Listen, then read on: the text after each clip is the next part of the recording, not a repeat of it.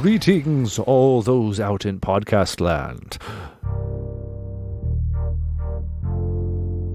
My name is Tyler. Welcome back to Cosmic Crit, and I hope you're ready for some fun times because we have a fun episode for you. And again, it's another episode that just embraces the ongoing weirdness of Book 2 and Against the Aeon Throne in general. Really loving this AP so far, and I can't wait for you guys to carve out this little episode slice and enjoy it on your morning commute or lounge about day, however you decide to consume your podcasts. But before I let you get into the meat and potatoes of this episode, I have two quick announcements for you. First off, we're going to be hosting the Cosmic Crit July Patreon stream on Thursday, July 25th. It's going to be a doozy because Patrick is once again taking the time off, and Jabert is sliding into that GM seat like Picard into a sci-fi command center for a very special, very furry, and very six-armed adventure. Oh my Lanta. That's right. We are back to playing Skittermanders. This time, we are live on Twitch with Skitter Crash. I am very, very excited to get back into this because I loved Skitter Shot, and this is Skitter Crash. It's the return of some of the craziest characters we've had, and we're all going to be reprising our roles. So mark the calendar, Thursday, July 25th. Get in there. Come hang out with us. It's going to be a very good time. We are hoping to turn the Twitch stream into the podcast as well, but we're excited to play more games, including one-offs live in the future. That way we get to interact with you guys as we play, which is something we all are really kind of having fun with and enjoying and want to explore more. My next announcement is that next week is Gen Con in Indianapolis, and Patrick, our very own GM, will be traveling to the convention to game alongside you all, hand out merch, and host the first official fan meetup. Currently, Crittermanders can meet up at the Claddagh Irish Bar, spelled C-L-A-D-D-A-G-H. And that meetup will be Wednesday, July 31st, and it's going to start at 9 p.m. Bring your favorite Irish drinking song. It's going to be a crazy one. So come for drinks and snacks, stay for Starfinder meetup, and talk about your Gen Con schedule. We're going to have some brand new, juicy, top secret Cosmic Crit merchandise to hand out, so it's important that you're there. You can RSVP in the Discord server, or we'll just see you there Wednesday night, or Patrick will. Feel free to also ping Patrick all weekend long, as he'll be there specifically to, meet up with fans and hand out the goodies that I've mentioned. All right, I think that's all the announcements out of the way, so let's dive back into it.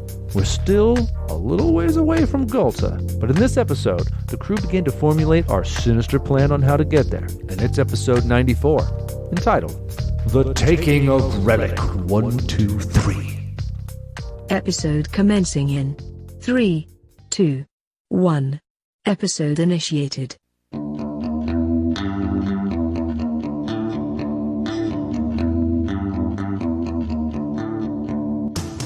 Come, doused in blood, in need of bleach, as I want all of my PCs to be.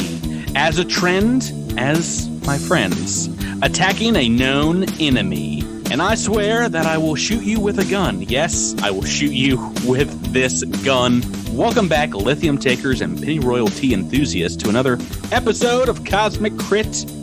This is Patrick, your GM, who is just like you in that I'm easily amused, and no matter what happens, everything is my fault. Joining me in this game, like every game, well, I'm so happy because today I found my friends and your players. Join me in welcoming them back to the podcast. To my right, he likes to sing along and he likes to shoot his drone's gun. It's Tyler playing the Keithy with Drone-itis. Pew, pew, pew, pew, pew. To his right, after she summons a demon, she is choking on the ashes of her enemy. It's Rebecca Rockentallara. Hello. Across the digital table, a mulatto, an albino, a mosquito, a giant bear. It's Miles with a win. Good evening, Patrick. To his right, Hey, wait, I've got a new trick attack. Forever in debt of your precious descriptions. It's Jabert bringing Bum Puzzle. Hey, Patrick. I was pretty sure you were going to say a talking dog? A talking cat? That's what I meant. Sorry. And to my left, it's okay to eat fish eyes and tongue because they don't have any poison. It's Drew running with Cass. Hello. Hey, guys. How are you doing? Oh, you missed an opportunity to go hello, hello, hello. Hello, hello, hello. I am going to have Nirvana songs on my head all night, Oh, yeah. and I'm okay with that. Yep, that is quite all right because, oh boy, it is fun going back through and reading those lyrics like poetry. Mm-hmm. I was Whenever- confused because I could have sworn we already did Nirvana, and so I was like, this can't be it. It is Nirvana, but yeah, We did Foo Fighters, and it's got a third of Nirvana. that's true. I think we've done Nirvana for some art in the past. That might be it. Welcome back to the show, everyone. Welcome back to the unbridled adventure that is going to be this week's episode. It's been a while since we did it on the podcast, maybe back in season 1, but I want to bring back a tradition on this show, on the podcast, is we do some weekly check-ins with you all as individuals, kind of focus on one of them. Let's start with Tyler. Tyler, how are you doing tonight? I'm awful. What's the matter? I wanted to barbecue a pork shoulder on Sunday, and it was to be done at 10 p.m. But I stayed up till 4 a.m. when it finished, and I'm running on no fuel, half a cheesecake, and a beer. Oh, But not the pork soda? No, I got to have like 2 bites off of it because I had to go to work. So I've had like a little bit of it, but not like refrigerate it. And I did refrigerate it. It's sitting in my refrigerator, taunting me with a smoky sensation. yeah, you picked up that smoker a few weeks ago, and you've been going hard on it, right? Yeah, I made some salmon, did some sausage. Smoke that salmon, boy. Yeah, this was pork shoulder. Turned out really, really well. Miles, I used some whatever that mustard based Carolina barbecue sauce. Yeah, baby. Oh, nice. So for some southern support into my pork shoulder, but I'm really loopy. So I mean, the kids get real weird today. Good. That's how you should play him every week. Just stay up till 4 a.m. the day before. Yeah, they call that the Patrick Special. How are you liking the taste of the South? Dude, it's fantastic because so there was also just like there was a local butcher's rub on it, and because it was like everything caramelized really, really well, and so it was just like great. It was this beautiful brown sugar that had caramelized, and then underneath it was some of that Carolina mustard.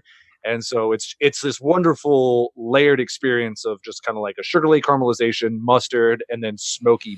Turned out Sounds great. really, really good. It was a 17-hour smoke altogether. Jeez Louise. Man. Using mostly hickory, some mesquite, and then threw in a little bit of cherry in there as well. Oh yeah, you got to throw in some cherry. Yeah, but I was really, really happy with how it turned out, but I am paying for it. Yeah, and now everyone on this podcast is hungry. So. Yeah, I know. Now let's fast for 2 hours as we play a board game over the internet. Tyler up longer. Just real quick, speaking of barbecue, Tyler, a couple weeks ago, I did make some mustard-based sauce that I was planning on sending it to you, but we ate it all. So sorry. Eat flame, Tyler. Great storage, Bert. It was really good too, man. You really. That's the thing. I really wanted to come to your party, but I just didn't want to. Right. I wanted to come, but I wanted to be there, so nah. I wanted to come to your party, but I stayed home and had more fun there. That's cool. I'm sure one day I'll be back out in Boston and maybe we can have. I swear I'll make it for you when you come up. I swear. I appreciate it because this was really good and this was just store bought stuff. So man, if I could get a jar of your stuff, then I could do this again. Oh yeah, even better. Yeah, man. I love some of Jabert's homemade sauce. Oh Okay, well, that segment went way too long, so we're never doing that again. Ask for it, Patrick. I was about to say, why don't I start with Tyler on this one? This is why our episodes go long. Let's get back into it. Tell one another, tell the folks at home, what happened last time on Cosmic Crit. To find out more info about Talmrin, Hashashir leads the crew to the Furnace Market, a collection of small shops set up in a disused area of Outpost Z. The gang splits up, with Win and Talara doing some eventful haggling at the market. An unruly dealer that seemed temperamental backed down as soon as Win let out a ferocious roar, giving him a free item as a result. Win likes the bazaar. Then we meet up with a nervous Scree Deep, who at first appears to be just really twitchy. But as it turns out, they were tapping out a code we need to meet up with Talmrin. Talara plays a round of poker with a band of Glimshar pirates, and although she lost some credits, she gained some valuable allies who gave the crew information about an Aslanti ship that guards the prison moon Gulta. With the knowledge to call the elusive Talmrin in hand, we climb back into the pipes and summon her. She's a charming, skittish sort, and hopefully she can be convinced to give our heroes some much-needed aid. That is indeed where we left off. You were all, I think except when we're squeezed into the tiny space behind the Aeon nest, and have indeed summoned Talmrin, and that's Talmrin. And she has appeared. She's a small, white, tufted Gothclaw, kind of a weasel, ferret, mammalian-looking race. They stand like 5 to 6 foot tall. They've got these very long claws, slender bodies, and you can tell that she is able to snake into these pipes that only the smaller races were able to get into with ease. She speaks in an odd accent, but it is common. She seems to have maybe learned it from watching old movies or reading ancient texts. She comes up and is, about 6 feet over your heads and poking her head out of a pipe and says, "You have gone to lengths most great to summon me. For what reason dost thou beckon me from my abode?" We heard you might be able to help us disguise our ship. "Ah, thou needest repairs, or perhaps some alterations where alterations may need be?" A little from column A, a little column B. Right, we need to look a little greener, if you know what I mean. And why is it that he thinks I, Talmrin, knoweth of these ways? Who sent you in mine direction? Ansa? Is that her name? Wait, what was the guy? No, the Witchweird pilot? Seance. Traitor? Seance. Not Beyonce, but Seance. Yeah, if you mention her, she says, "Seance is a friend indeed, and she knows well my technical skills and prowess. Entering into an agreement with me is no small task, though. I might need information. What exactly are you all planning?" Can I sense motive? I don't want to sense motive. Can someone sense motive? Some of the wisdom in here. He hasn't said anything, but he's been paying close attention. So I think this is an appropriate sense motive time for him. Sense motive go! Sense motive 4! Yeah, 11 on the sense motive check. She doesn't seem like she's trying to cheat you or be deceitful in her line of questioning. She's, a businesswoman, and perhaps maybe you've gathered some of the things she has done is not all above board, maybe a little illegal. So she's asking questions. Nikki D looks at, the rest of the group and kind of nods, indicating that, we could probably just tell her the truth. We need to get down to the prison moon, the Gulta.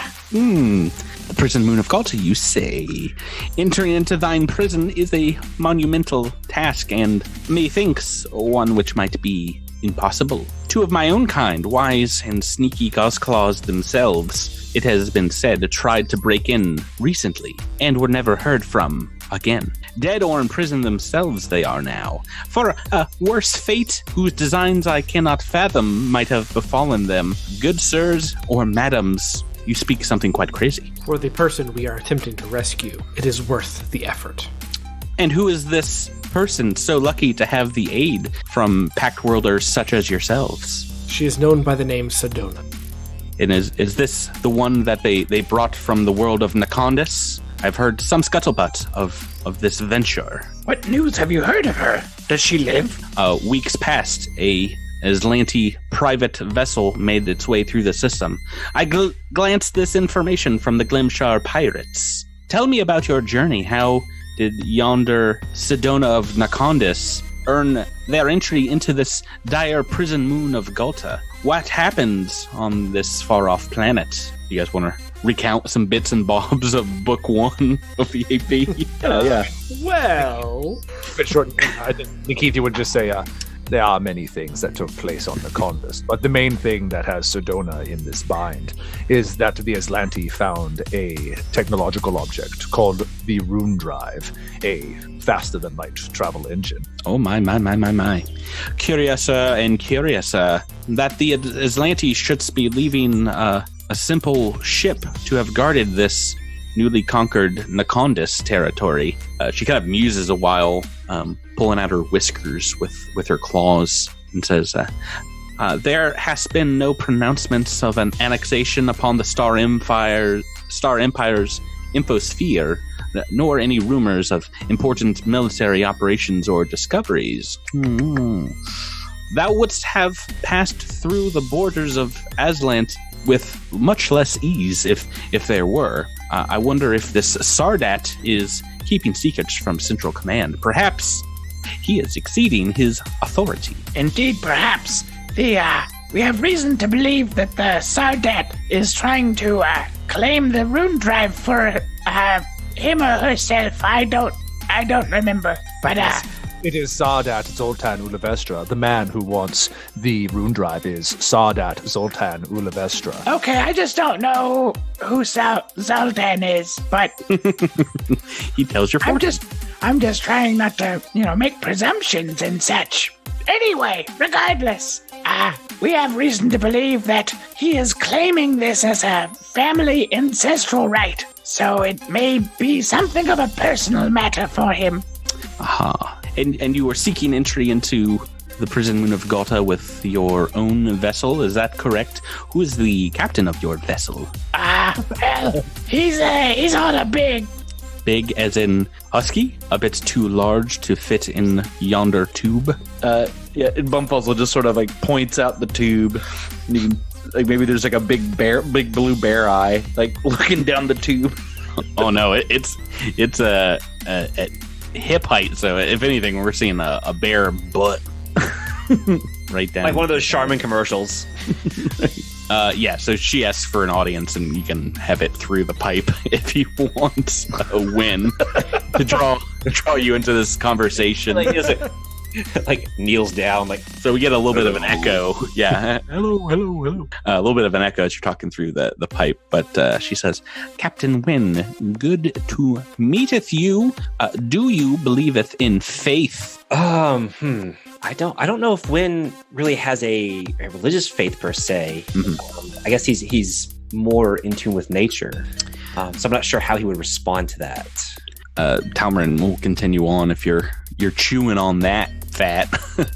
She says, "The gods do have a hand in the affairs of mortal beings such as us. Perhaps it was them that entwined our paths to cross here upon this station. I have talked with your crew, and it just so happens that I am looking myself to extract some prisoners from Gulta. 3 prisoners to be exact, and they are being held in a similar fashion to your friend Sedona, as they too are non-Aslanti. Perhaps I can help you, and you can help me in the same instance. I can offer you credits per prisoner that you are able to extract for me." Who are these prisoners?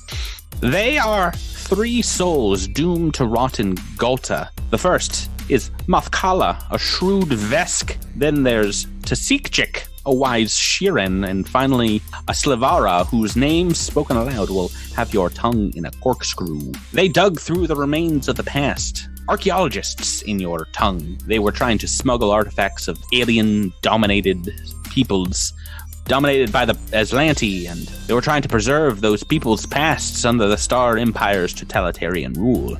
I helped smuggle their findings, and they must have taken something that upset the Aslanti greatly, as they were intercepted en route to a rendezvous with me and taken straight to Gulta. imprisoned there. I feel quite ashamed and quite the fool having my freedom while they are imprisoned these many months. And they must think I have forgotten about them, but forgotten I have not. I sleep with the pain inside my soul, with them ever in the forefront of my mind. Too much a coward to accept their same fate and try to break them out myself. So you know how we feel about Sedona then. I know well, and as I said, I have perhaps some keys, some elements to getting your friend extracted along with mine. I can indeed help alter your ship design, squib your vessel to help evade scanners, reading thou as a packed vessel, but sadly that will not get you into the prison. They do not allow unscheduled transit into Gulta's orbit. They have shot down vessels approaching, even offering simple trades or requests for help. No, thou shall require greater access for trading, and perhaps it best you just procure a trading vessel already inbound for the prison itself. Are you implying that we should attack and seize another vessel? I would not do something as illegal as suggest piracy within the Star Empire's borders, but that is just the first step, is making it to the prison moon itself. Getting into the prison will also require some special skills. She produces from inside of her vest pocket a small metallic key card and kind of holds it above her head so everyone can see. This is an obsidian level pass card. It was taken off an Aslanti that would have lost his head had not a very mean Besk not already misplaced it for him. With this, thou can gain entrance through the doors of the prison, but this is not even enough. If you make it there and get through the doors, you still need to unlock the cells. And for what I've heard, they are genetically locked. Only those of Aslanti bloodlines can unlock those prison doors. Have you any plan for breaching those manner of locking mechanisms? Talara would surreptitiously glance at Nikithi knowingly at this statement. There will I guess we're all out. I guess we're out of luck, gang.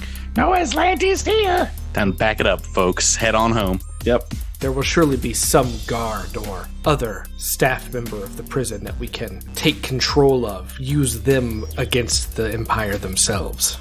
Well, I am not willing to bet that you might be able to keep a guard alive long enough to get through the biometric locking mechanisms. As I said, escape from the prison, nearly impossible. Unless you can come up with some kind of plan to beat all those security systems, I would feel bad sending you into the prison to become a prisoner yourself. I am a bioengineer of no small skill. If I have access to the machines, I can probably figure out a bypass.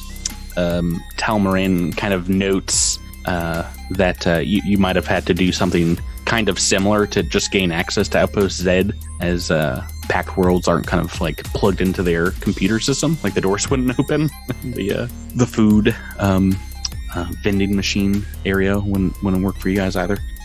She says, it'll be like that, but a great deal more difficult, and you're gonna have to deal with, a time crunch of not being able to take 20 when perhaps prison alarms are going off or whatever else is going to happen. So she kind of like sizes you up, maybe asks you some questions about your technical prowess before she kind of agrees to continue on with this conversation. She says, "Thou can have this card and my aid on just a few conditions. As I said, I will pay for the extraction of my friends, the 3 prisoners from Gulta, but I would also like any cargo you are able to cull from Aslanti trading vessel that you might procure as payment. Those goods I can use to recoup my loss, and I can also perhaps upgrade your own vehicle as a thank you. What sayeth thou? Do we strike a bargain on our contract?" I believe that sounds fair. She'll worm her way through the tube towards you, Win, and give you a handshake, then turns herself around in the pipe and everyone back in the audio nest room. She'll give you a wink, kind of a slow head nod as we move into montage mode, I guess, for like the next day or so. But before that, oh boy, there must have been something magical in that wink, as it's getting you one step closer to liberating Sedona and one final step closer to level 4. You will level up. Level up. It's a level up wink? That's a first on the podcast. I was. If that's all it takes, I would be winking constantly. I did the math at the end of the last episode, and you guys were like 100 XP away. I was like, oh man, I wonder when that's going to come up. And securing Talmrin's favor will get you 600 XP, so 150 each, and that'll do it. Nice. So as is tradition on the podcast, let's take a quick break here. Go around the table. Just go right around the horn. Talk about your PCs at level 4. Just like one cool thing that you get. Let's get into it. I know the person most excited is one that was up until 4 a.m. last night. Tyler, can you tell us about the amazingness that is Drone Mechanic at level 4? Tell you what, Drone Mechanic level 4. Heyo. Not a lot going on. Oh no. But I do get a mechanic trick, so it's not all bad here. Yeah, those are on even levels, right? Yes, and I do kind of. I'm excited. I have this wombo combo building in my brain, which I'm excited to enact at level 5. So we'll find out more about it at level 5. But for now, I just took a mechanic trick, and I believe it's called Overcharge. Oh, that's a classic. But this will just help, let Itis pump out more damage. I love Overcharge. That's so good. Yeah, so I'm excited for this because there are many times I found myself with a standard action and just not feeling very confident with what to do with it. And now I can just keep trying to put more effort into the drone, which is what Nikithi's really all about anyway. So Nikithi just having more synergy now than ever before. So I'm excited for that aspect. Awesome. pretty simple there. Let's go next to Drew. Kaz, how you get a class ability at even levels as well, right? Yeah, I get a couple of things. So one thing that I get is another Vanguard Discipline, which are the sort of abilities that Vanguards can field in battle. But I chose one that just gives me improved initiative now. So I have +4 to initiative, which will come in handy quite a bit. But one thing that Kaz gets at this level is his aspect embodiment. So Vanguards choose an aspect at level 1, and I chose the reaction aspect. And as your Vanguard's abilities increase, as your level goes up, you get different things you can do. So my embodiment allows me to basically build an entropy point without having to take damage in combat. For example, the reaction, I have to be able to put a condition on an enemy, and I get an entropy point as part of that. Which would hopefully pair very nicely with Dirty Trick, which is a part of the combat maneuver that Kaya's got at level 1, which hadn't been able to land yet, but with the increased BAB at level 4, we'll see. Well, I mean, dead or dying is a condition as well. So, I mean, you knock someone out, that counts, right? That's a very good point. Yeah, we learned very importantly in the fight with Lieutenant Sharu that dying is a condition as per the rules. Awesome! I can't wait to see. Well, with both of our playtest classes, just how they kind of grow over time. Talara, Rebecca, can you tell us about our Witch Warper at level 4? Yeah, level 4 doesn't have a whole lot of Witch Warper specific abilities, but I do get level 2 spells.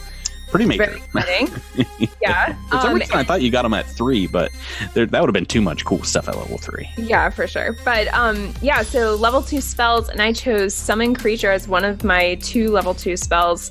And Summon Creature at level 2 is pretty awesome because I can summon 1 small creature or 3 tiny creatures. So I can have 3 tiny demons pop up instead of just the 1. So that's 6 chances at a crit every round. It's insane. In Pathfinder First Edition, the summon creatures that it did the same thing. As you increased, you can cast multiple of like the lower level creatures, but it was random. It's like a D3 or a D4 of those creatures. So you could be, wasting a high level spell to get 1 small level creature. I much prefer this way, but it's insane. You just popping tokens out on the battlefield like you're you're playing Magic the Gathering. It's like I summoned 3 demons to attack my opponent. Talmrin gets her own flanking buddies. Just ridiculous. Yeah. They're their own best friends. Even those first level ones, like we said, you get them in a flanking position, they roll a crit. It's bad news. Awesome. What do you want to talk about your other spell? You get a couple second level, right? I actually switched out one of my first level spells, which was Baleful Polymorph, which I haven't actually used, partly because it takes a round to cast, and I'd rather use that time to summon. And besides that, it just wasn't that exciting as a level 1 spell, but level 2 kind of beefs it up. So it might actually be worth the 1 round now. Yeah. So it's a -2 penalty to a whole bunch of stuff, and then also on the second round, it increases to -3 if they fail to save. So pretty excited to see that in play. Yeah, it's pretty powerful in that it can continue to get worse on a previous round. Like even if they get that negative condition at first, in total, you can be adding that to like all kinds of negatives that, I don't know, Win is throwing out, or Bumfuzzle. We'll get to them in a moment, but you guys, I don't think you initially planned on these higher level kind of synergies, but it's always interesting to see parties come together with them. Let's talk to Jabert next about Bumfuzzle, Operative, level 4. Oh boy, this is the big one. The big one. What's it do? So I pick up Debilitating Trick at this level. Yeah, that's pretty good. Pretty exciting. So that means when I successfully do my trick attack, I can either make them flat-footed, make the enemy flat-footed to everybody now, not just to that one attack for me. Or I think off-target is the other one. Yep. So either making them easier to hit or harder to hit you. Yeah. And you can get other operative exploits to sort of expand that list of things. Like at level 6, you can get Bleeding Shot to make them take bleed damage. And it's pretty class defining. And for an operative exploit this level, I went ahead and picked up Pistol Whip. So get ready for me to just be like whacking people with my gun. So is the combat knife, the survival knife, going away for a while? It's gonna go into my pocket for a little while. So I'll have a free hand to do all my good debilitating, or all my good tricks. Is it bludgeoning damage with your I'll be whip? swapping slashing damage out for bludgeoning. And I mean, sort of one of the limitations is that, you can't really, I don't know that you can really put a fusion on that in that way. I don't see why not. All right. Yeah. I mean, unless it's like a shooty fusion. Right. that would make not a lot of sense. Yeah, could I put a melee fusion onto my gun if I'm hitting with my gun? Yeah, you just scribe it into the butt of the pistol, and you have to say kabonk when you hit people with it. Fair enough. Or it doesn't count. Last but not least, let's get to Captain of the Phoenix's Respite, also known as Wen. Miles, what's happening with our favorite uplifted bear? So, as part of the Stardate archetype, at the 4th level, I get Challenge. Yeah, you do. Which is kind of like a personal, beefy get 'em. Yeah, yeah, it kind of but is. But it's kind of casting get 'em on myself. It is, yes, and doesn't it also provide a debuff if they attack someone else? Yes. Well, yes. So basically, as a champion of a knightly order, I can focus my fury and attention on a single foe, forcing it to face your wrath. As a full action, I can move up to my speed and make a single attack. Yeah. But in addition to that, I can attempt to demoralize the foe as per the Intimidate skill task. Yeah, so you add a Intimidate on top of a move and an attack, which is already great. Right, but if I succeeded that check, for the duration of the shaken effect, the target is also off target for any attack it makes that does not include me as a target. So once I use this ability against a foe, then I can't use it for 24 hours. But when would that really ever come up? Yeah, I mean, this is this is the ability that you save for that Lieutenant Sharu or what have you. If you know that there's like a big bad in a pile of dudes, and maybe you're not there in combat with them yet, but you can send out that challenge, and if they're attacking your boy Kaz or trying to make goblin paste out of Bumfuzzle, that -2, that off target is pretty big. I have a rules question about that. Is that once per 24 hours for any enemy, or is that once per 24 hours for that one specific enemy? That one specific enemy. Yes. Oh, that's even better. Yes. Now, my only question is, and because I haven't really used it, as far as how many rounds the Shaken effect lasts? It works off the Intimidate skill, so it is equal to the opponent's Intimidate bonus plus 10 or 15 plus 1.5 their CR, which is usually how it's going to go. And they are shaken for 1 round and one additional round for every 5 you beat that check by. So you don't want that Intimidate skill bonus pumped up a little bit. But that's your envoy ability, right? Yes. Your expertise? Yes. My expertise is Intimidate, so... Yeah, so, I mean, you can get that going for a while. In addition to that, they are also shaken, is that right? Yes, they are shaken. If I make the Intimidate check, they're shaken, and they're off target if they make an attack on anyone that's not me. So that's a -2? Yeah, well, in addition to off target, if they attack someone else, they take a -4 penalty. So pretty insane. Nice ability. That there are some of the alternate class features that you get through class archetypes. We got to see some pretty awesome ones in season 1 on Edros, I thought. And I think this one synergizes pretty well with certain envoy builds. And I think you've kind of fallen into this one. Yeah, it's nuts. I don't know how often it'll come completely in. Like, it would have helped in the Sharu fight when I was busy kind of defending Nikithi and everything. Yeah, and she couldn't get to you to attack you. She was 10 feet away. So that will be useful for something like that. But, I mean, a lot of times when I'm doing, even if I'm 10 feet away and they have a gun, unless I can soak up the damage, it's not quite as useful. Yeah. In that respect.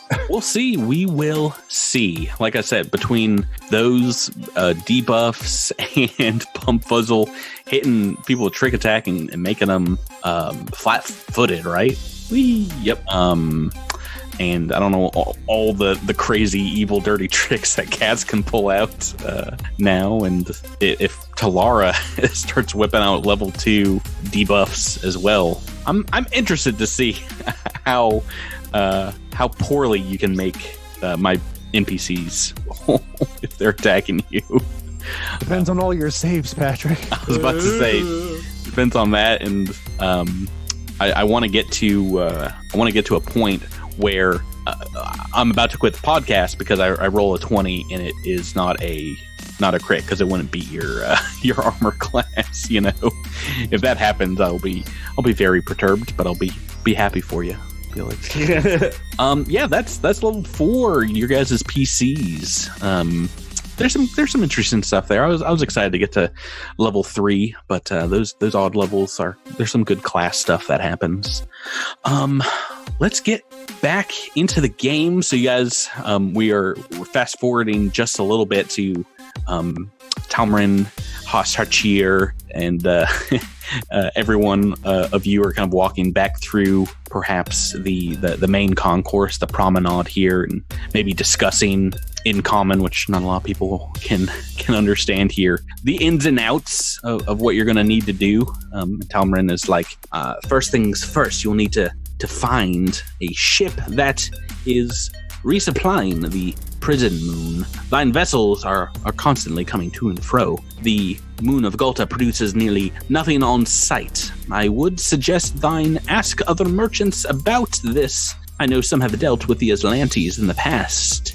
The Glimchar pirates have looked into raiding the supply line, though. They are waiting on an opportunity to present itself. That does not provoke Star Empire retaliation.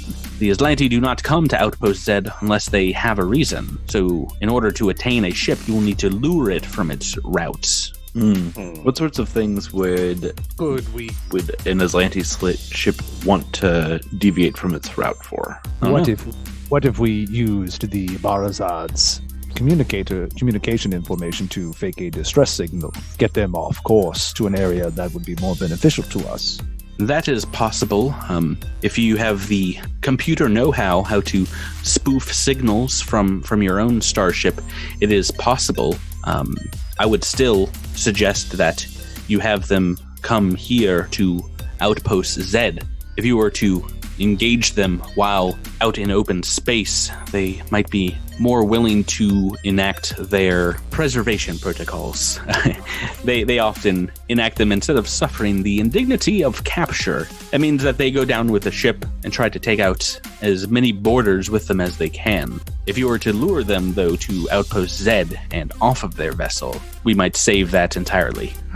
Yes, that is a good idea. We could imply that their preservation protocols failed and that technology was taken off of the ship, therefore they need to reclaim it from Outpost Z, where we spring our trap against them. These would not be Aslanti soldiers, but just citizens of the Star Empire themselves. I don't know if playing to their sense of duty to their homeland is what will get them here. They are interested in making credits, most of them. A sale! We'll announce a sale! That is possible. They will not, I imagine, they will not respond to any and all traders' calls. They are very wary of Outpost Z, and rightfully so, and it has been shown in the past they will only respond to those traders they have dealt with prior, those they have a relationship with. Are there any such traders here on Outpost Z that you are aware of? Several, of course. Perhaps you've met some of them in the Furnace Marketplace already. I do not know specifically, but who have you spoken with so far? Well, there was Tarb, was that right? The Zarb? The Zarb. The Zarb. Ah, yes, the Zarb. The Zarb is a good dear friend now. Does he count? Really? Dost thou consider the Zarb a friend? Oh, yeah, we go way back. We also traded with the Paralith. I don't think the Paralith knows anyone. Let's fast forward it back to the Furnace Marketplace. Who do you guys want to try and chat up first? I'm gonna go talk to my buddy the Scree Deep over here that I got along so well with. Glest? Yeah, Glest. Like Glest, yeah. If you bring anything like that up to Glest, I say, oh, Glest, old buddy, old pal, it's good to see you again. Hey, you know that thing we were talking about? It all worked out, and you're a good friend, and I appreciate that. Hey, you don't happen to know any Aslantes, do ya? God's like, what? No, I don't know Aslantes. Who are you? Who sent you? I'm not part of them. I've never said anything. No how, no way. I'm not ratting on no one. Are you wearing a microphone? Are you talking to someone else right now? What is happening? They start closing up their shop, just like shoving their little trinkets into like suitcases. And it's like, oh boy, look at the time. It's time to shut down the shop. If you're a cop, you have to tell me. You have to tell me if you're a cop. Yeah, so Glest, no help. All right, well, Bumfuzzle slowly backs away from Glest. Pretty sure that Glest is like holding right now. I want to talk to the Velociraptor looking guy. Velociraptor looking guy? Yeah, I mean more specific. Dinosaur, or Komodo dragon or something. Oh, yeah, that guy. Yeah. Yeah, it's kind of like a Star Empire Akeshti, but maybe a little taller. Well, if you're speaking Aslanti to them, they speak very broken. They're like, Me now, nobody. I don't know what you're talking. No talking, Aslanti. Can I? Are they lying? No, they do not seem to speak the language very well, at the very least. Okay, so Talara awkwardly turns to the witch weird right next to her. You just gotta go through every NPC that I've populated in this place. Hey, better, swing, better. It's possible. No, it is not impossible. It is impossible. I'm looking at my notes here. Let's talk mainly to some of these folks that we spoke to in the previous episode. So that guy up in the top left corner, the guy who's all mouth. What is that guy's name again? Zarb. Oh, that's Zarb. That's the Zarb. Okay, I thought the Zarb was the bear man. That's when he's your captain and played by Miles, literally for like 15, 16 episodes. Not ringing a bell. Really awkward. I don't think I've ever played with Miles before. This other guy is described as a horse-like head, the Paralith. Yeah, a horse bear. Yeah. I don't think the Paralith is going to have any meaningful connections for us to take advantage of. No. Talmrin says as much. Yeah, I think Talara instead will just run up to the Zarb and like screaming. Oh boy. Okay, guess what time it is, Rebecca? It's intimidate time. All right. Oh, I forgot that's something you're really good at. I'm decent at it. Intimidate the Zarb. Oh, that's a natural 30. You're really good at it. Wow. Oh boy. If you fail one of these, it bites you. It like takes a chunk out of your arm. I'm waiting for you guys to do that, but as soon as you get fire and brimstone in your voice and maybe your eyes glow a little bit, the Zarb kind of kneels backwards a little bit and then huddles up and then a cat fetal like position as since we intimidated the Zarb again, do we get another discount? No. But you do get to influence him in whatever way you'd like. Hashichir can kind of cross translate for you, and he's completely kowtowed to your requests, and you can communicate that you want to send a signal through Zarb's specific back channel, with his email address, as it were, to this trading route. It's the point of contact he has is some random Aslanti pilot or captain's drift address, where they're communicating through space. It doesn't tell you exactly the ship's information or where they're coming from, but Talmrin suggests that the Glimshar pirates might have some info about that. Oh, my good friends, the Glimshar pirates. Yeah, no, we made all these friendships and dominant and submissive relationships in the previous episode. The Zarb is crying as it's licking your boots right now. Talara just as it offers up its data pad. Oh, right. So you are able to send a message out via their kind of trader direct communication. Do you want to talk to the Glimshar pirates? Yeah, to find out where this ship in particular might be, right? As you approach, once again, the captain of the pirates, they say, it is Talara of the ship, the Phoenix's Respite, captained by Win of the Hexen Way. It is I, bright crackle flickers dim of the Glimshar pirates. How may I be of service? Yeah, you won't be getting any credits off me this time. I'm just looking for some info. Can you help us figure out where the ship might be? It is a known trade route of a certain vessel of Aslanti design to the prison moon of Gulta. In fact, we know of a very specific ship that is of Aslanti design that has this specific trade route to the prison moon of Gulta. The ship, known as the Relic, is that very ship whose trade route I just mentioned. That is of the specific Aslanti designed, and whose aforementioned route of trading passes right through this sector on the way to the prison moon of Gulta. You've been very helpful. Would you care for me to transmit the approximate coordinates of this Aslanti designed ship? Yes, please. with a trade route with the prison moon of Gulta upon it. A ship that is called the Relic. Yeah, could you send those coordinates to Bumfuzzle?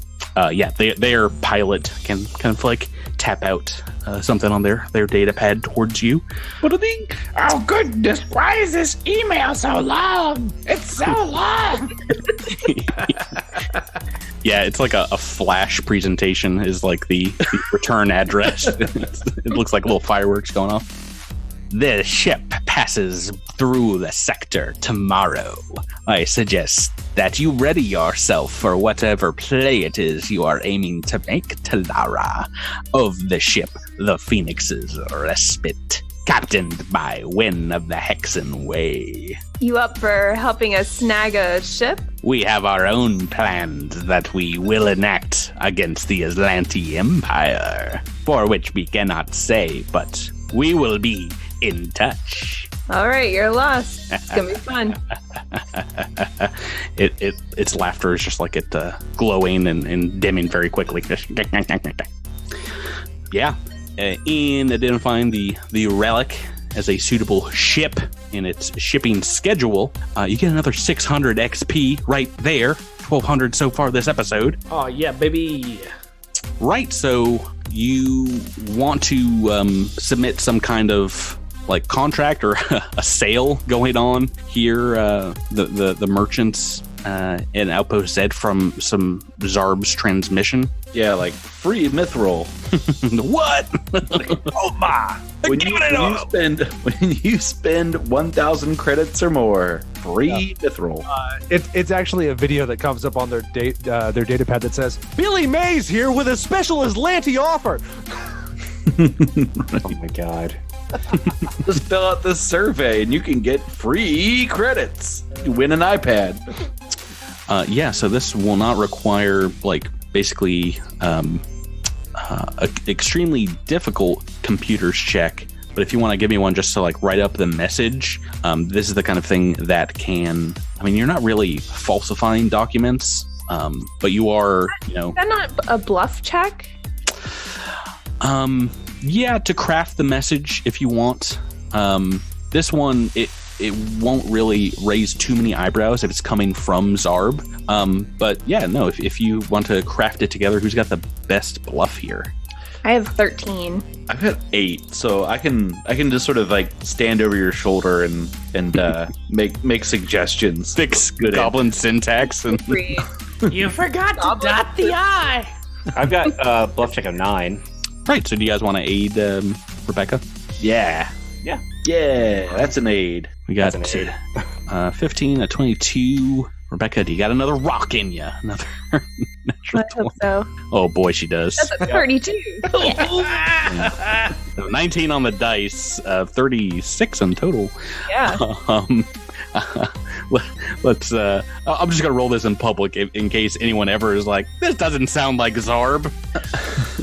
I've rolled a 7 on the dice. They believe that you've just captured the essence of Zarb, who's like free stuff on Outpost Z.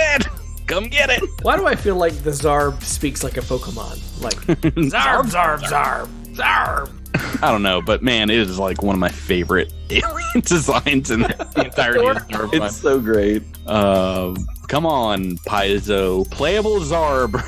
Raise AP 5. I would love it.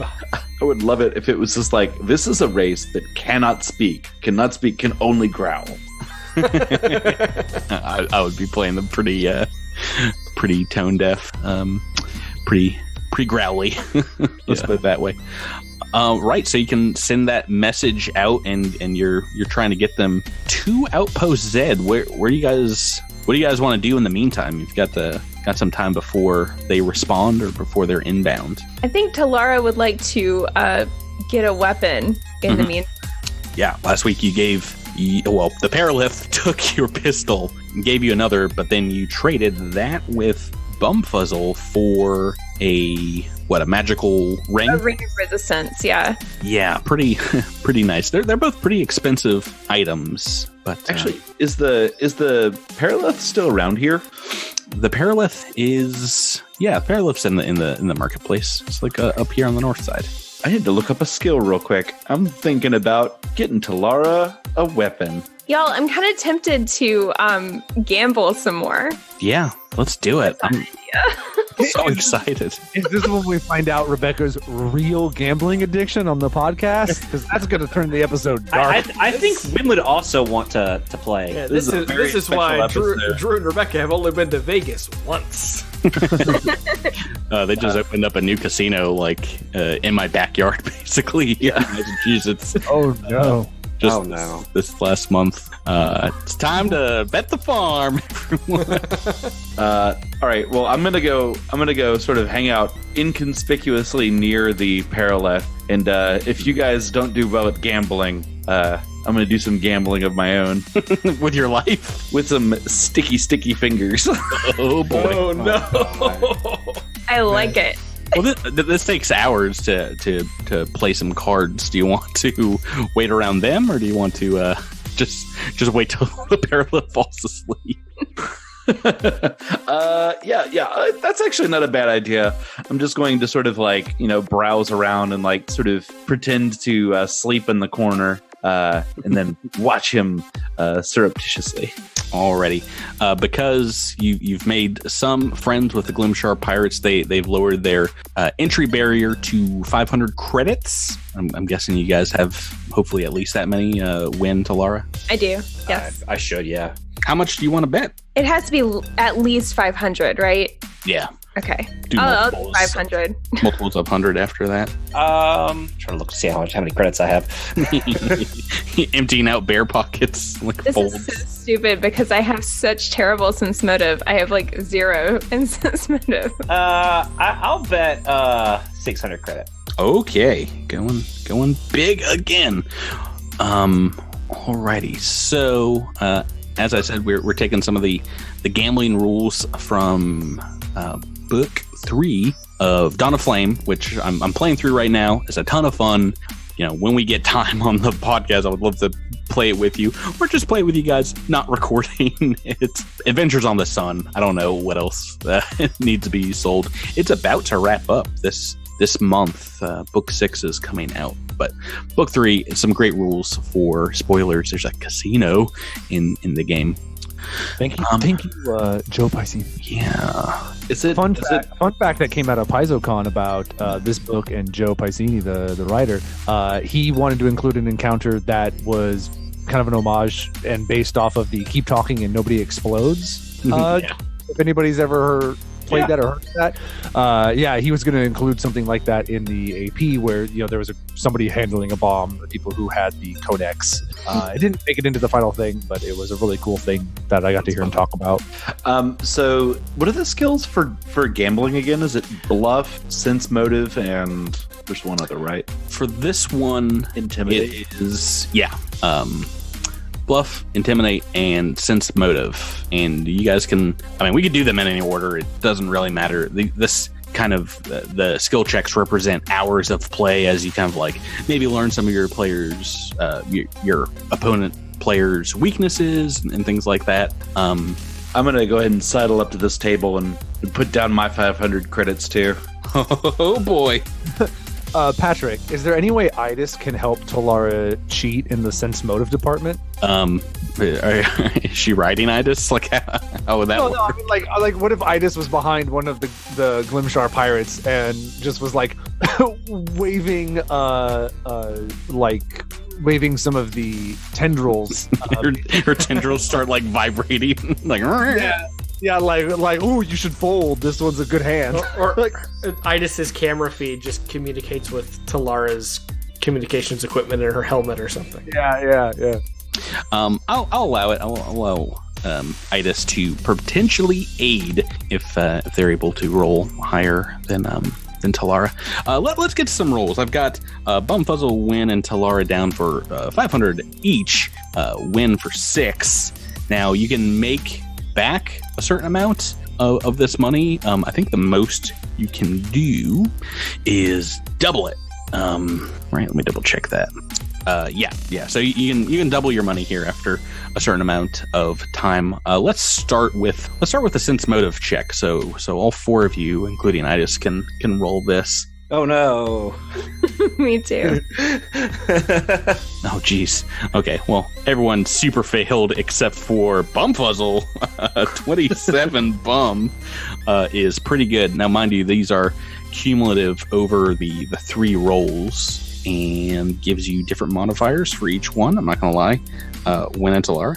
That's a bad one with a 3 and a 4 on the dice. And let's go next on to the Intimidate check.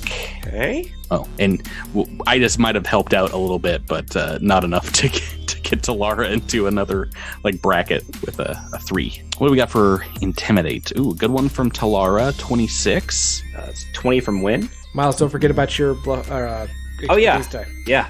Oh boy. Expertise die, so that is a 26. Ooh, yeah, that'll help. Thank you, Drew. And I had a 16 on my Intimidate. Okay, so not great on that one, but you're still kind of ahead as far as from that first one. Basically, after a couple hours, it looks like maybe Bumfuzzle's got a slightly larger chit stack, and Win and Talara are have made no headway. And the final roll is going to be Bluff. All right. Bluffing your way to the finish line. Oh, no. 18, 16, 16. That's not ideal. Nope. 5. That was terrible.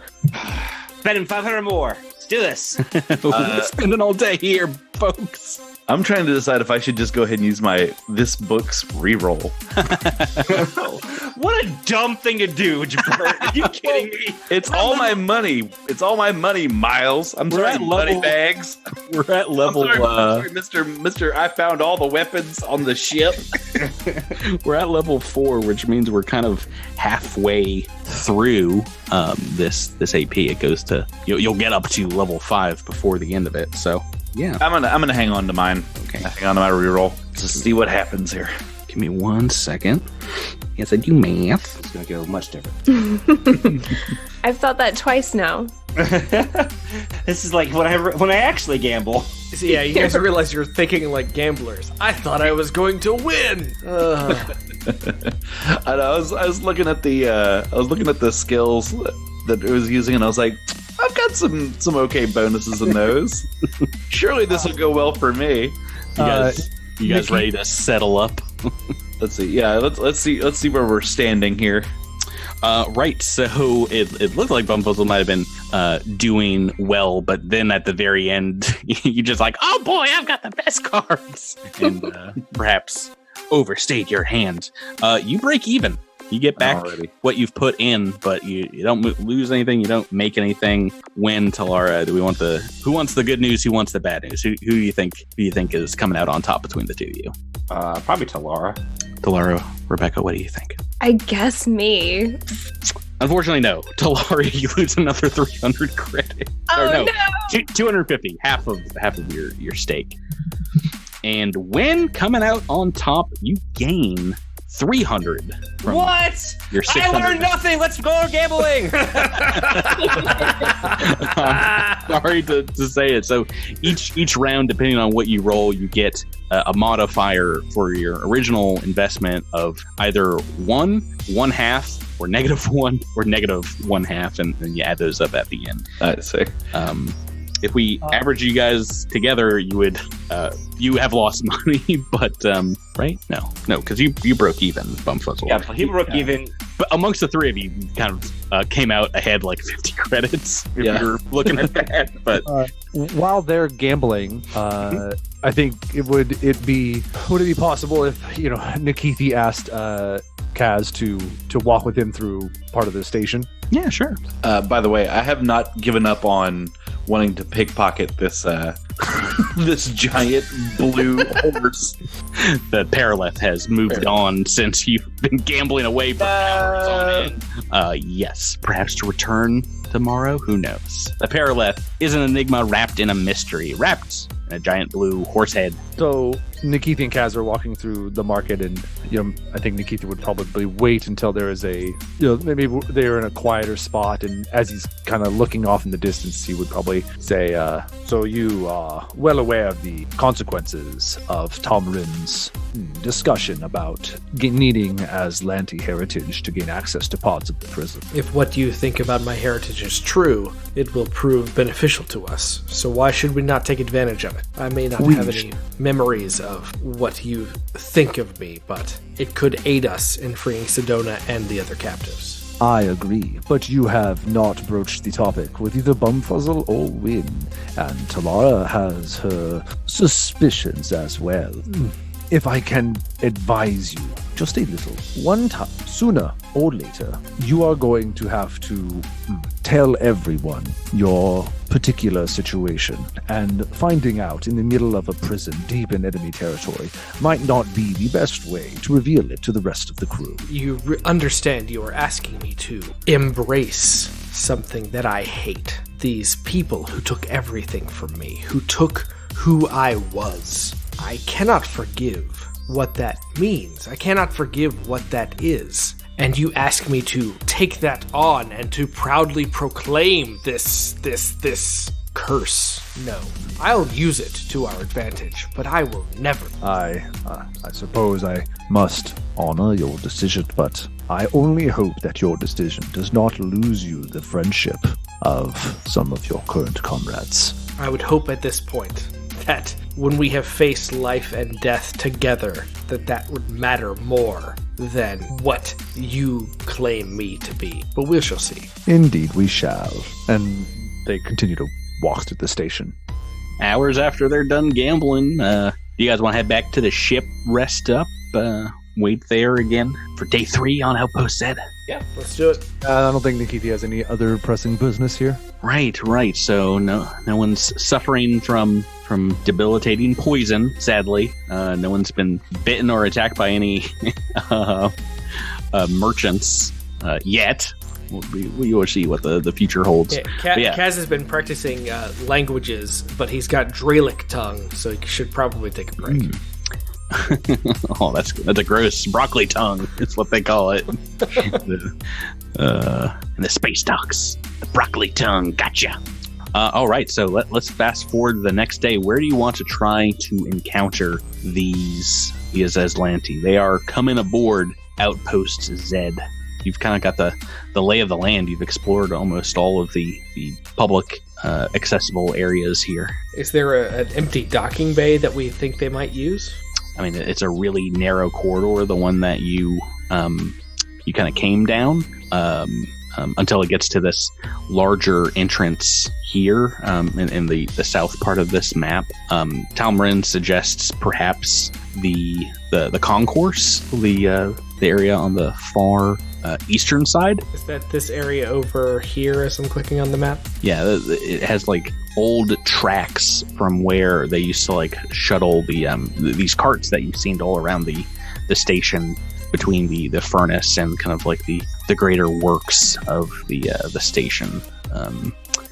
And she can, try and clear out some of the aliens beforehand to give you like unfettered shots if need be. But Talmrin takes you aside and says, if need be, you might be able to subjugate these Aslanti through a great show of force, or how can I put this? A show of your claws.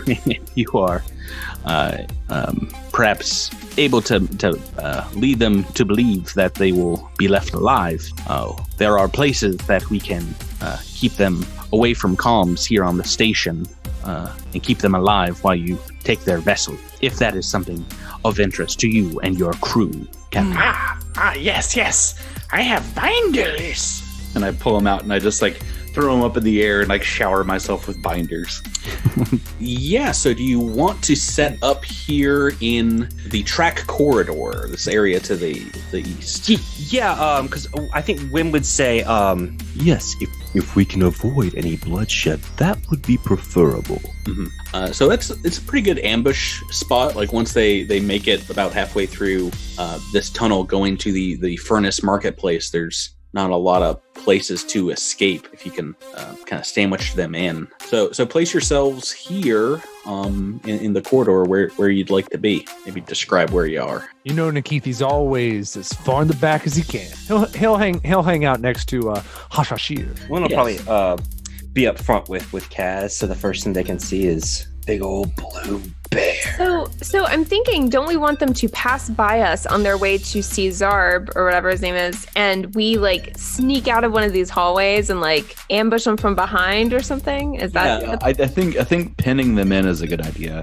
There are 3 of these kind of connector hallways from the promenade to the track corridor. You can kind of try and funnel them into that middle one, and you guys hide in the other 2. Okay. Right, so Talmrin is not going to be involved in the fighting, but she offers to kind of play lookout in the pipes above the docking area, and is able to give you like a quick transmission via comms, just like, "Eagle has landeth in the bay." And it's a few minutes later, perhaps there's like another signal sent to Zarb's communications device. Like, "We're on our way, like have the goods ready," or something very curt like that. And you guys, whoever is kind of peeking out around the corner, it looks like Bumfuzzle, you're in this like middle area here, right? Yeah, if we can get them to walk into this middle area, I'm going to step out and block their path. Before we begin, I have a question. Yeah, I also have a question. What is an eagle? Oh, it's a bird. Okay, I have a real question. Wait, so where are we expecting them to come from? Can you mark that somewhere for me? So they're coming from where you came from, the southern entrance to the promenade. And north. So you're in the worst possible position in the middle. Oh, I see. Okay. Oh, sorry. I thought they were coming from like over here, and I was like, oh yeah. We'll get them when they come up through. No, no. There are these 3 kind of 10-foot wide sections leading from the promenade to the track corridor. You guys are set up in the northern and southernmost one, and there's one in the middle that you expect them, as it's wide open. There's nobody kind of like set up in them. Sorry. Can we mark? Sorry, are you talking about this right here? Yes. Okay. Do you see where Wynn and Kaz are? Those are the north and the south ones. Okay, so we're expecting them to come like this direction, though, right? Opposite direction. Other way. They're gonna come up. I see what's happening. Okay. They're parking their ship and then coming inside and then going into the corridor. Because they're going to go up to the market area. I see. Yes. Okay. Because that's where the sale is.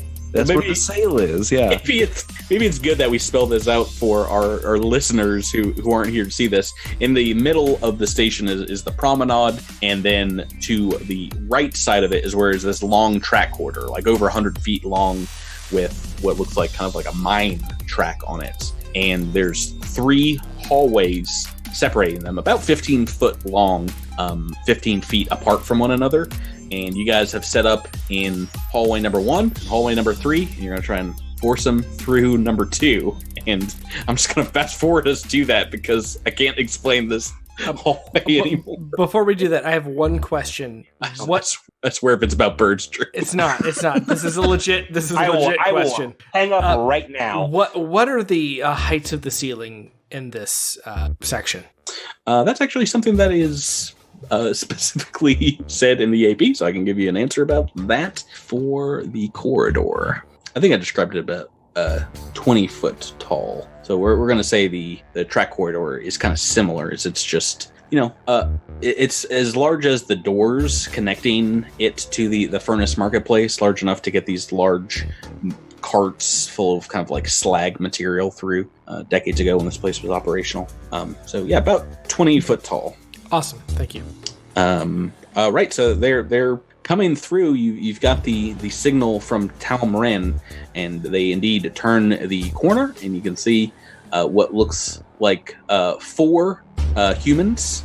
They are in kind of very, very non-embellished kind of flight gear. You see one in maybe a flight suit and some different svelte armor underneath their clothing, and they are making their way north. Who's moving out first to stop them? I guess Wynn would.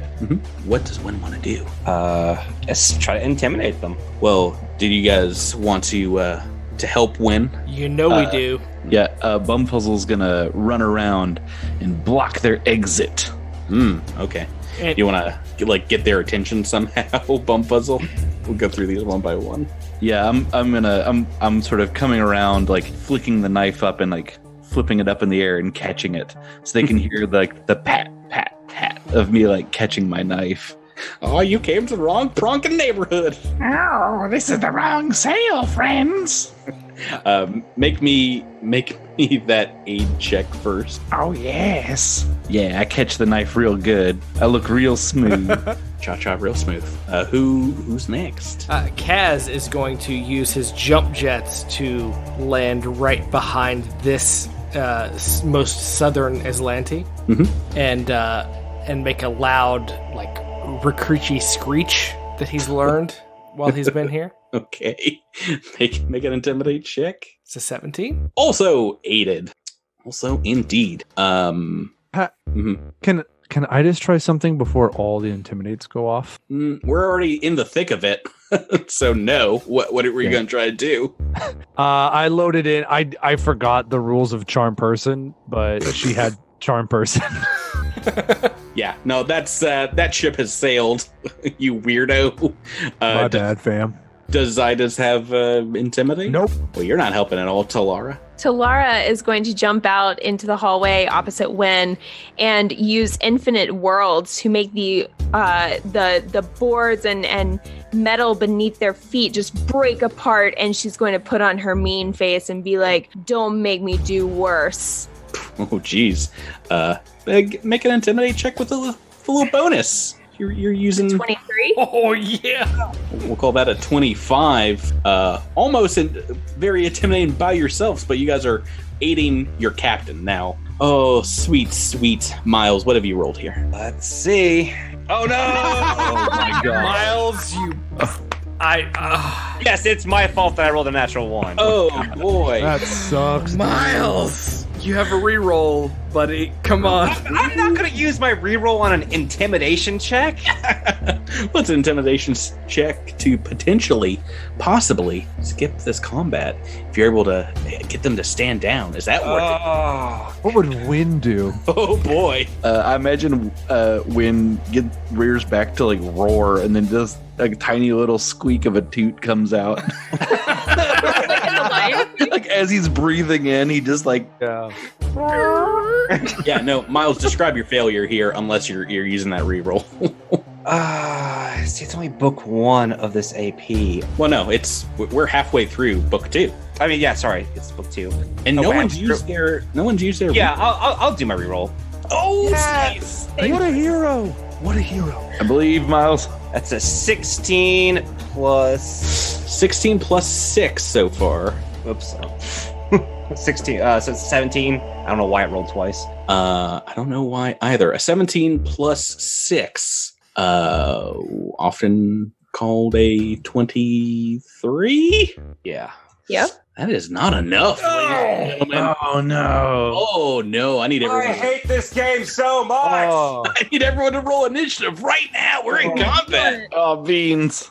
DC 25. Oh, so close. Oh my gosh. Talara had it. Talara had it basically by herself. Oh, now I roll a 21. Awesome. This game. I hate this game so much. I am ready for this to be over. It's really only the best game ever. So. Oh, man. All right, first reroll of book 2. Sadly not wasted. Sadly not going to do, but you guys get to play around with your level 4 attack stuff. Great. Alrighty, let's get into it.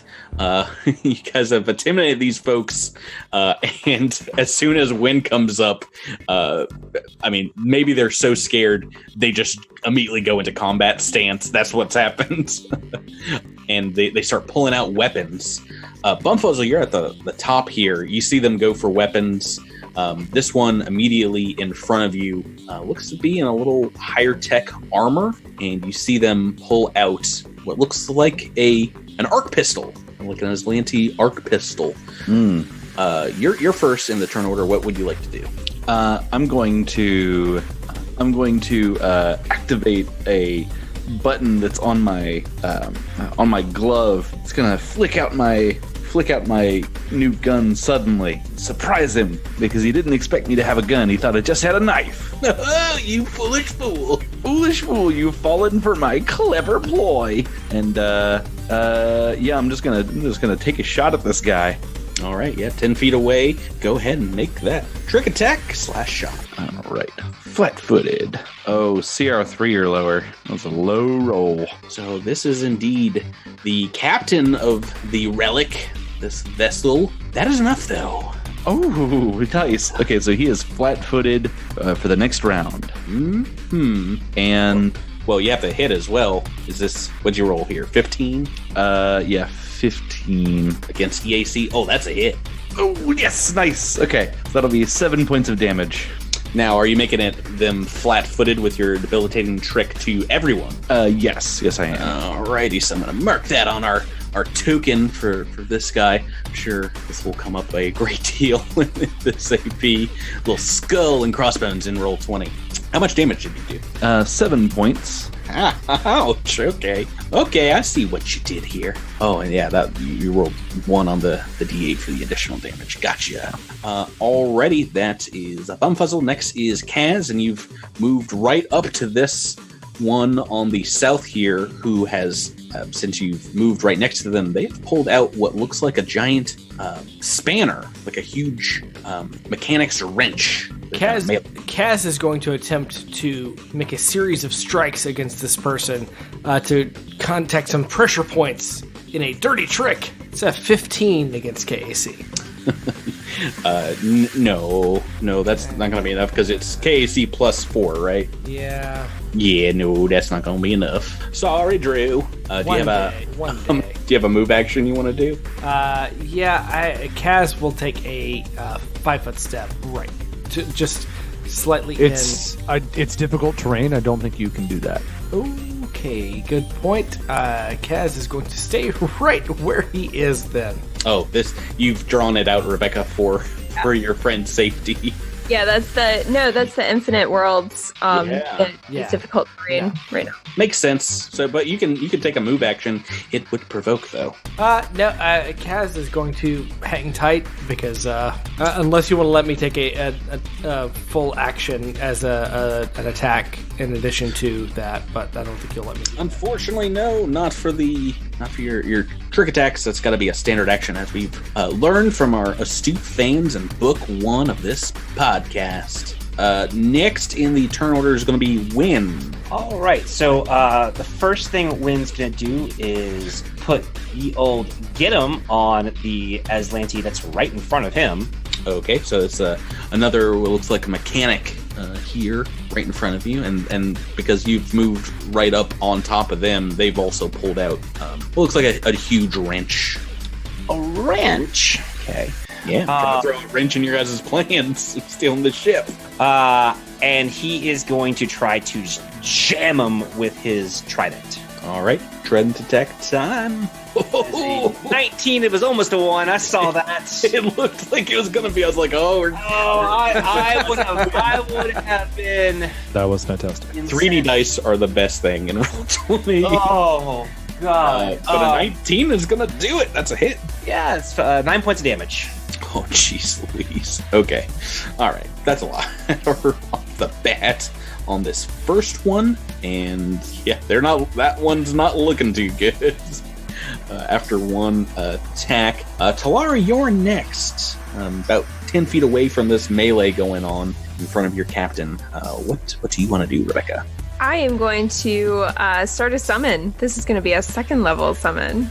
Okay. Well, that's the worst idea I've ever heard, because next in the turn order is indeed these soldiers. Nice. Okay. Yeah, this one's definitely just going to take their move action to step outside of your summoned infinite worlds, and is going to try and make a shot at you with a very small laser pistol.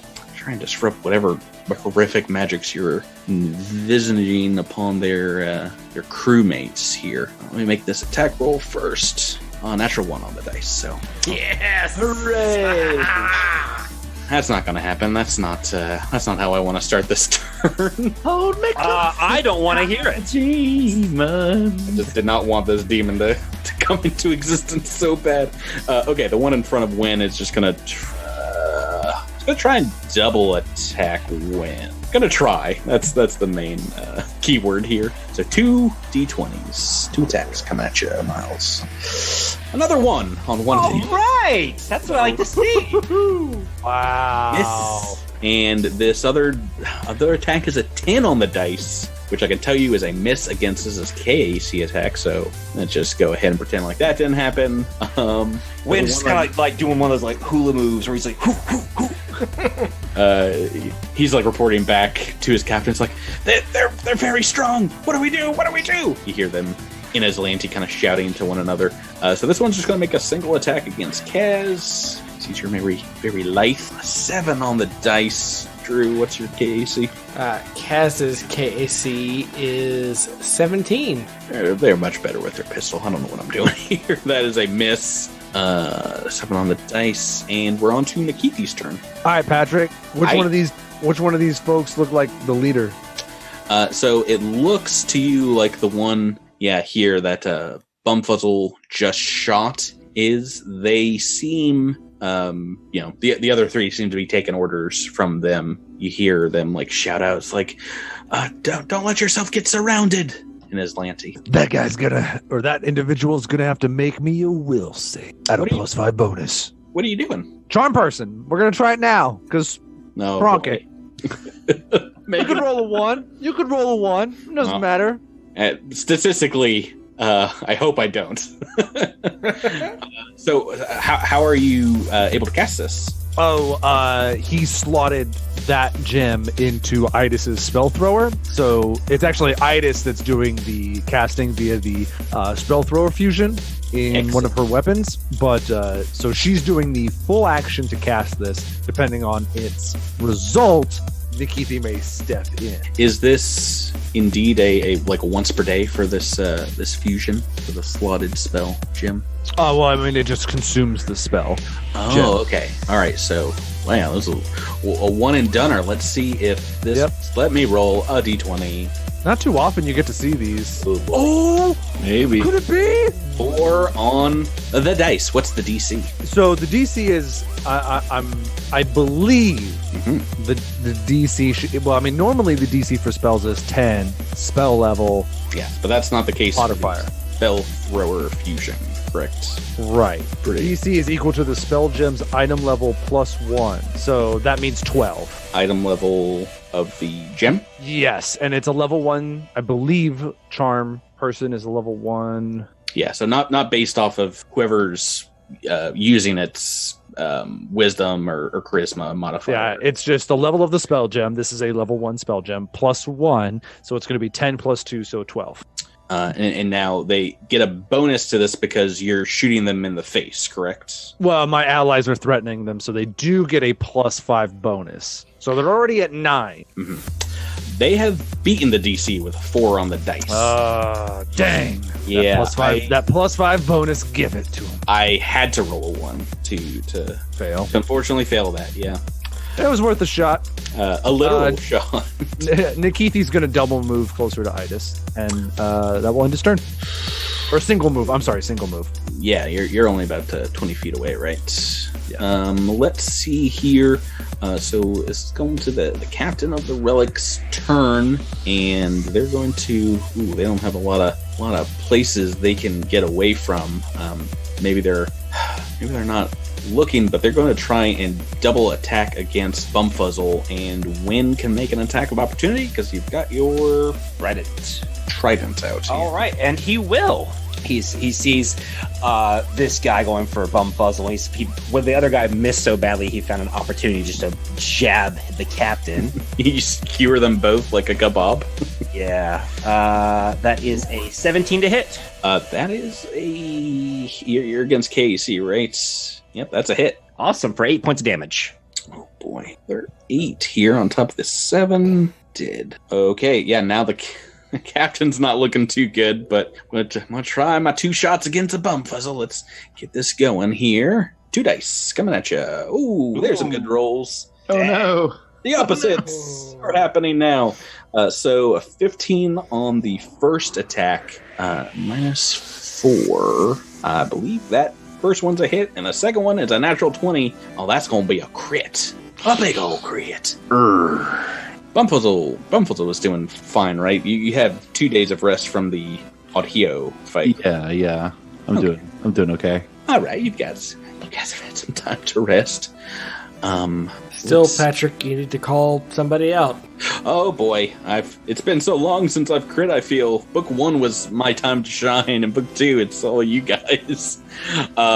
If you guys want to support us on Patreon, the fancy Marmalade level or above, you can get shout outs here on the podcast. I think I'm just going to shout out one of our Dragon Masters who hasn't been shouted out upon in a while. That's our good friend Odin, aka Cosmic, who's also the Venture Lieutenant, I believe, in charge of our SFS, our Starfinder Society Lodge on the Crittermander Discord.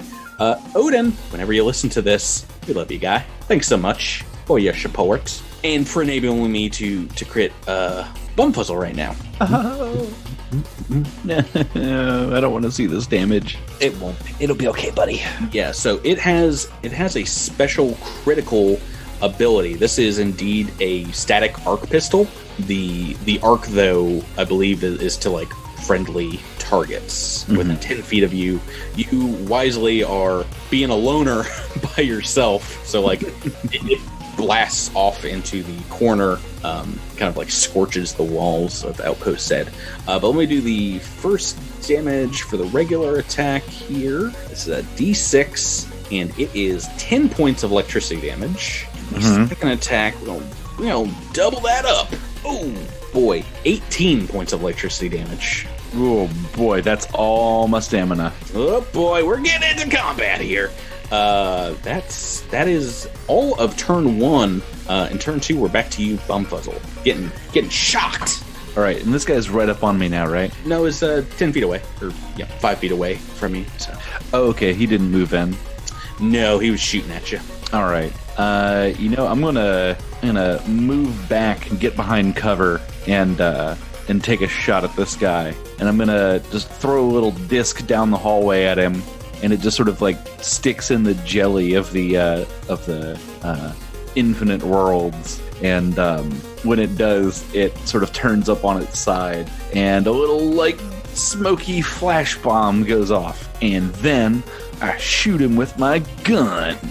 That's usually what follows the trick attack. Oh no! Is he CR 13 or lower?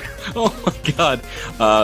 As always, a natural 20 on the trick attack will do it, but yeah. Oh, no, sorry. That's not a natural 20 on the... Oh. Isn't it? I don't believe so. No, my engineering is... You've rolled a 33. I'm seeing it's 30. Your macro is 33 minus 20. Sorry about that, but still very, very high. What do you roll here? So if he's CR 13 or lower, he's going to be flat-footed one more time. And my attack is 23 versus EAC. Yeah, dude. He's like way flat-footed. Yeah, super flat-footed. Yeah. 16 points of damage. Oh my goodness. Oof, that's 16. Almost your max on the trick attack, right? That's darn close. All right. With that, you blow a giant hole through the captain's shoulder, and they go down. They go down hard. Hey, I got up one turn with them, and a 20, so... And I look at him and I say, "You're flat-footed." You're flat-footed on the ground, dead. You're also flat-backed and flat-armed and all the things. Kaz, Drew, we're back to you. But you won't. Okay. But you won't. So, is this difficult terrain just on the ground, or is it all around us as a field? I think we've determined in the past it is a radius, 20-foot radius. So it's kind of like an orb above, as bits of the pipes maybe to your side, or kind of like crunching over your head. So. Yeah, it's a 10-foot sphere. Yeah. So okay. So with my jetpack, it's not gonna save me anything as far as jumping into the center of this crew when it comes to difficult terrain, right? Yeah, no, if you want to jump in the center, that will provoke from this one in front of you, but it will be a move action to do still. The jump jets. You could hold your turn if you wanted. I think I'm just gonna attack this guy that's right in front of me at the southern end of the group with 2 entropic strikes. Ooh boy, everyone's getting cocky with a couple of attacks, and including me. Here we go. That is not going to do it. That's a 9 minus 3, which is a 6. Natural toots. Yeah, not going to. Natural two. Well, a miss. What's his second attack? Ooh, not much better. Oh, that's awful. It's a natural 3. Oh no. Yeah, these are both misses, as this one is like almost using the giant wrench they've pulled out to use as like a shield, just blocking your attacks. Not a 1 goes through and catches them on the body. Win, we're back to you. All right, so Win is going to get him on the guy in front of him, and is going to once again just try to skewer him with his trident to try to take this guy out. Skewer away. Oh boy, 19 to hit. Attack number 3, and that's a hit. That's hit number 3. 13 points of damage. What? That's so many. You're rolling a D8 for this bad boy. That is well enough to knock this one out. They are also dead. Yeah! Very dead, I should say. That is your turn, Tallara. Oh boy, we're back to you. Oh no. Yeah, what a waste of this spell, but I now have 3 tiny demons. Oh no! You went for the 3-peat? Yeah, the 3 tiny demons. 2 of them are going to flank around the guy that was shooting at Tallara. She's got her own little summoned minion army. She missed very, very widely. Why are you punishing them? Yeah, she tried though. She tried, and Tallara saw it. Rebecca, you asked me to hold my turn, and I should have done it. I did. Yeah, and the other one is going to flank with Kaz. Oh, yeah. Well, I can tell you, Drew, that those flanks would not have mattered for your dice roll. Yeah, with those 2 and a 3. So. Yeah, no, look, I get it. I real bad. But I understand. Real bad. I understand now as well. Rebecca, make like 1 million attacks. We'll see you next week on the podcast. All right, so these are each going to full attack. I'm going to start with the one that is flanking with Kaz. So it will be a -2 to each of these. It's so much. Wrong. Oh, that is not going to do it. That's 7. Ooh. No, 4 on the dice. That's a miss. That's better. That's a 17. Oh, that's a hit. Awesome. So that does 4 damage. Minimum damage. Minimum damage. Maybe these little demons are getting leveled out by this level 4 combat. We'll see. First of damage on that one, though, as the tiny demon's, I guess, raking its backside. Yeah, and then I have the 2 that are flanking on the other guy. Okay. So. All right. This is so many. It's going to take forever. All right. Ooh. That is not going to do it. That's a 5. Natural toots. These are terrible. Okay, that's a 15. Against KAC? KAC. That is a hit. Oh, good. That does 7 damage. Okay, all right. The first damage on this one that shot at you. All right. Oh, that's going to be an 18. Oh, boy. Yeah, that does 5 damage. Oh, they're still up, but not doing too well. And natural 1. Yay! You rolled 1 as well. Yeah, so Tiny Demon at level 1. I don't think I want to roll cards for them if they're not, like, kind of on par with your level. We are 1/3, so... Yeah, well, when you guys were, like, level 1, that kind of made sense, but I think at least keeping up, so if you do the second tier demon, we might pull some cards. But the same thing with their 20s. I don't think we're going to card the natural 20s either. Makes sense. Because, like, we were talking about this before the show, you can summon, like, 9 demons in a combat. Yep. You'd be here all day. But that is a miss. Yeah, Tallara has a turn though, so I am going to. I could move forward 5 feet and then use overheat and get both of these guys, right? Yes. Yeah, it's a 15-foot cone, right? Yeah. Are your demons resistant to fire, or do you not care? I don't really care. I mean, excellent choice. Okay, well, yeah, go for it. All right. So that's 2d8 fire. So you gotta step forward as well, right? So to here, or I guess you could do it from there and just kind of hit the corner. So this will hit a couple of the demons, no matter where you're standing. I will roll 2 reflex saves for these 2 Aslanti traitor mechanics. Let's do this. Okay, another natural 1. Great.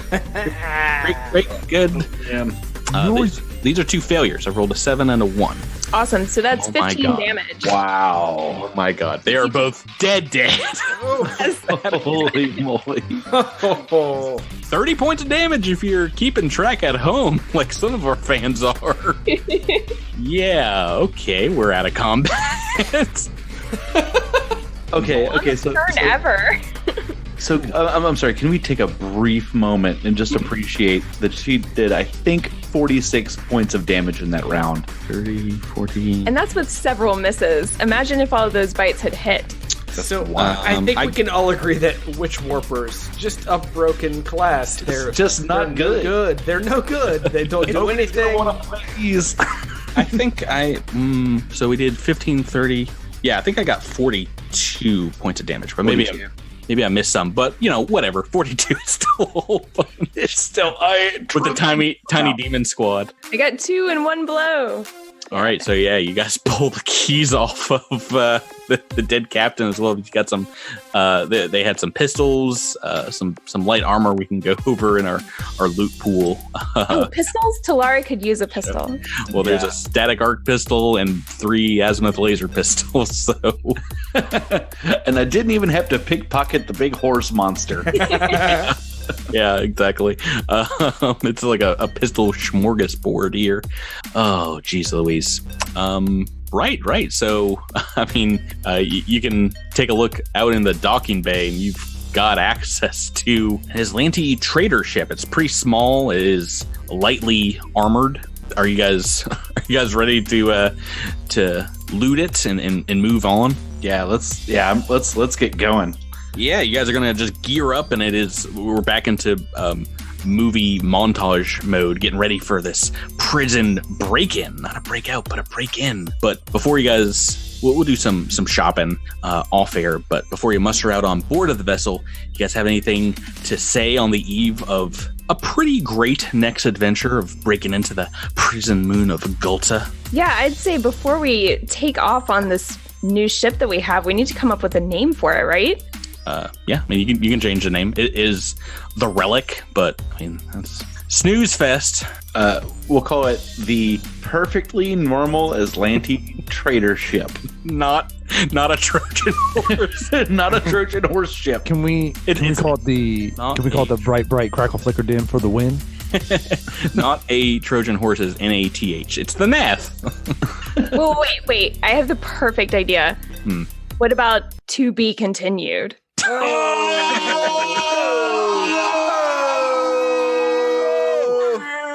From downtown.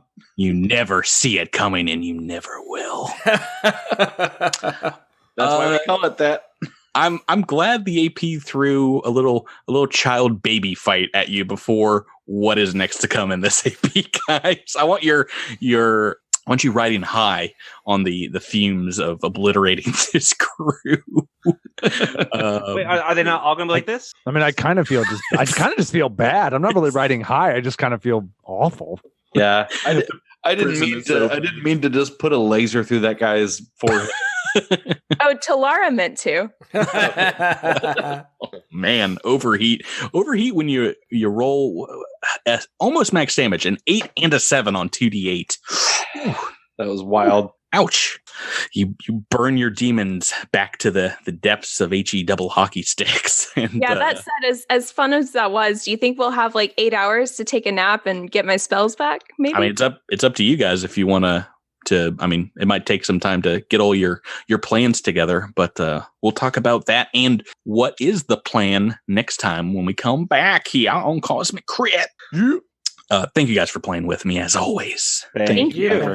And thank you guys for listening at home.